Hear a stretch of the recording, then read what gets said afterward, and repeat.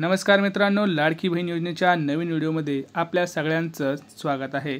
आपल्या चॅनलवरती नवीन आला असाल तर पहिल्यांदा चॅनलला सबस्क्राइब करून ठेवा, कारण आपण बातमी ही पुराव्यासहित देत असतो। आता बघा, नवीन एक मोठा अपडेट आलेला आहे। तिसरा हप्ता जो आहे त्याच्याबद्दलची सगळ्यात मोठी घोषणा झालेली आहे आणि आता आपल्या सरकारकडून एक तातडीचा मोठा निर्णय सुद्धा घेण्यात आलेला आहे। तो कोणता तेही मी सांगणार आहे। बँकांना आता नवीन सूचना दिलेल्या आहेत। आता कोणाचेच पैसे कापले जाणार नाहीत।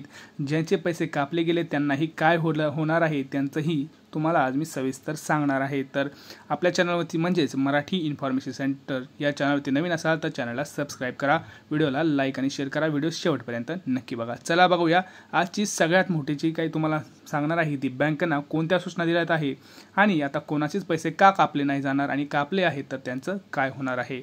हे बघा, लाडकी बहीण योजना तुम्हाला सगळ्यांना माहिती आहे। बँकांनी लाभार्थ्यांचे पैसे कापले आणि लाडक्या बहिणींसाठी महिला व बालविकास मंत्रालयाचा मोठा निर्णय। आपल्या जे काही ही योजना आहे हे कोणाच्या अंतर्गत येते तर महिला व बालविकास मंत्रालयाच्या अंतर्गत येते। तर आपले जे काही मुख्यमंत्री आहेत तर त्यांनी लाडकी बहीण योजनेवरील वाद काही संपायचं नाव घेत नाहीये। बँकेकडून अनेक लाभार्थ्यांचे पैसे कापण्यात आलेल्याची तक्रार सुद्धा प्राप्त होत आहेत। तुम्हाला सगळ्यांना माहिती आहे। आता एक लक्षात घ्यायचं आहे, ज्यांचे पैसे कापले गेलेले आहेत त्यांनी कमेंट सेक्शनमध्ये असं सांगायचं की हो कापले गेलेले आहेत, आणि ज्यांचे पैसे अजून आले नाहीत त्यांनीही पैसे नाही आले एवढंच लिहायचं आहे। आपण त्याच्यावरतीही नक्की बोलणार आहोत। पुढे बघा, थोडासा महत्त्वाची बातमी आहे। सगळ्या बातम्या महत्त्वाच्या असतात, त्यामुळे आपल्या चॅनलला सबस्क्राइब करून ठेवा। मुख्यमंत्री लाडकी बहीण योजनेवरून राज्यात सुरू असलेल्या राजकीय वादाला अद्याप पूर्णविराम लागलेला नाहीये।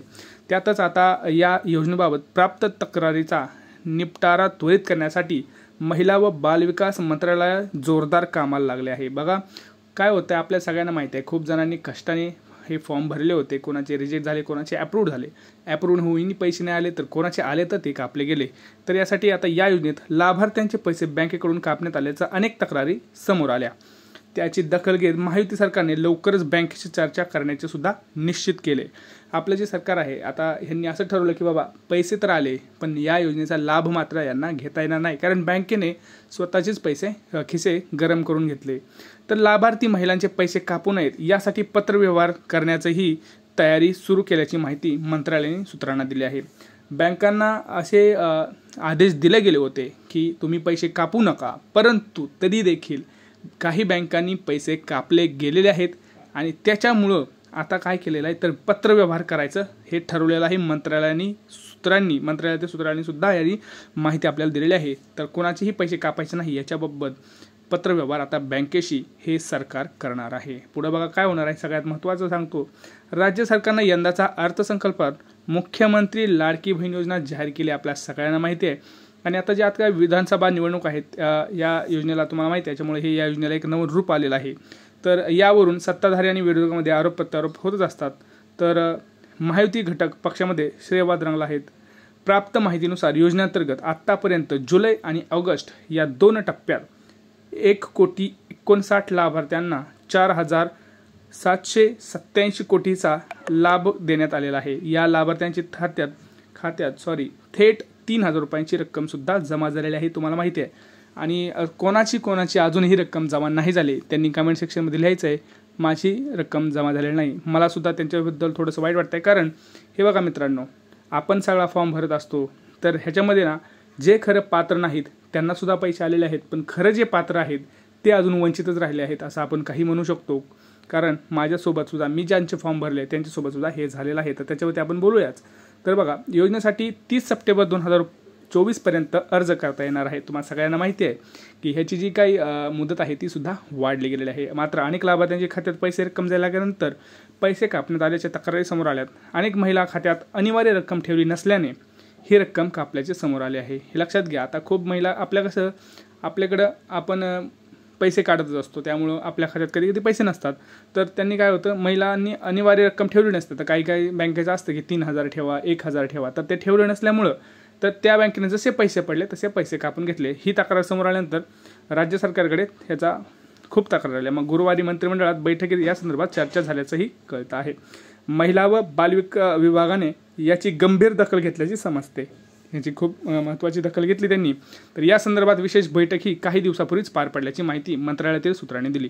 या बैठकीला महिला व बालविकास विभागाच्या प्रमुख अधिकाऱ्यांसह इतर अनेक अधिकारी उपस्थित होते. लवकरच राज्यातील सर्व बँकांशी याबाबत पत्रव्यवहार करण्याचा निर्णय या बैठकीत घेण्यात आलेला आहे. महिलांचे पैसेच कापू नयेत याबाबत महिलांना सूचना करण्यात येणार आहेत. या संदर्भात राज्यातील महिला व बालविकास मंत्री आदित्य तटकरे यांनी संपर्क साधला असता यावर त्यांनी माहिती दिलेली आहे.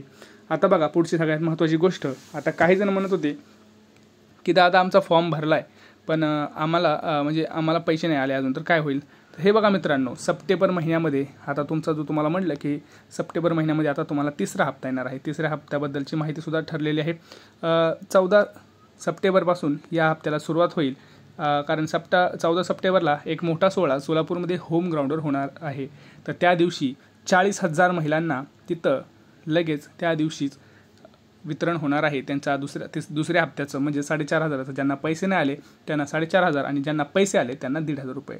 आता राहिलेल्या सगळ्या बाकीच्या आपल्या जे काही माता भगिनी आहेत त्यांनासुद्धा आपण असं म्हणू शकतो की 14, 15, 16 आणि 17 या तिन्ही दिवशी राहिलेले पैसे त्यांच्या बँकेत जमा होतील. याच्याबद्दल कुठलीही आता शंका नाही. आता लक्षात घ्या, ज्यांनी अजून फॉर्मच नाही भरले तर त्यांच्यासाठी एक महत्त्वाची बातमी अशी की अर्ज अंगणवाडी सेवेकडेच आता तुम्हाला भरता येणार आहे. कारण तुम्ही ऑनलाईन पद्धतीने आता फॉर्म भरू शकणार नाहीत. हा नवीन आदेश काल सरकारने काढला आहे.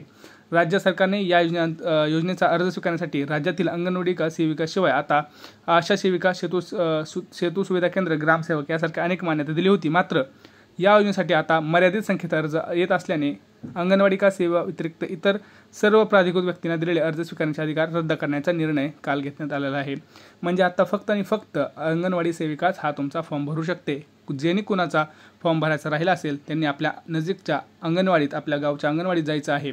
तर तिथं त्यांना फॉर्म भरण्यासाठी सांगायचं आहे. कारण पहिलं आपण कुणीही फॉर्म भरू शकत होतो. आशा सेविका असो, ग्रामसेवक असो, आपण जनरल वुमन असो, ह्या फॉर्म भरू शकत होत्या. पण आता असं होणार नाही आहे. आता फक्त अंगणवाडीत सेविकाच फॉर्म भरू शकेल.